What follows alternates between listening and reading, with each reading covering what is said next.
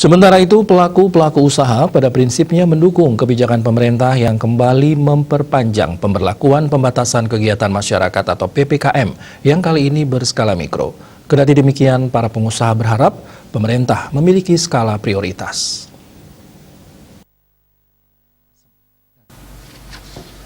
Ketua Umum Badan Pengurus Daerah Himpunan Pengusaha Muda Indonesia BPD HIPMI Bali Pandai Agus Permana Widura mengatakan, ke depan pemerintah harus memilih mana yang akan menjadi skala prioritas, apakah kesehatan atau pemulihan ekonomi itu sendiri. Pihaknya melihat kebijakan pemerintah masih bermain di dua kaki, yaitu satu sisi berupaya menekan laju COVID-19, namun sisi lain tetap menjaga perekonomian. Kebijakan dua kaki ini akan sulit keberhasilannya ke depan. Karena itu, dengan adanya skala prioritas akan terfokus. Misalnya pemerintah mengambil prioritas kesehatan, maka perlu lakukan lockdown.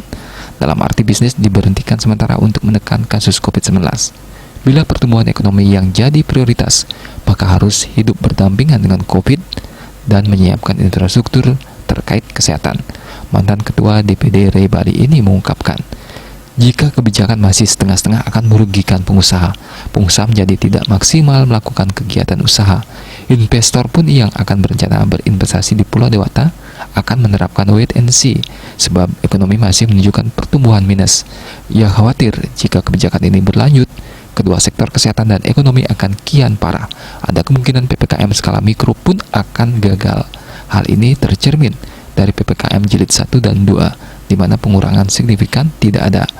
Satu sisi ekonomi terpuruk, Pandai Agus Widura pun melihat harus ada kepastian terkait jangka waktu peraturan. Contoh Australia berani menerapkan lockdown selama 3 bulan, begitu pula Eropa beberapa bulan. Kepastian ini akan memudahkan pengusaha mengatur operasional usaha. Bila diperpanjang beberapa minggu, membingungkan pelaku usaha menjalankan usaha dengan baik. Sebab pelaku usaha sudah punya rencana sendiri dengan penerapan waktu PPKM.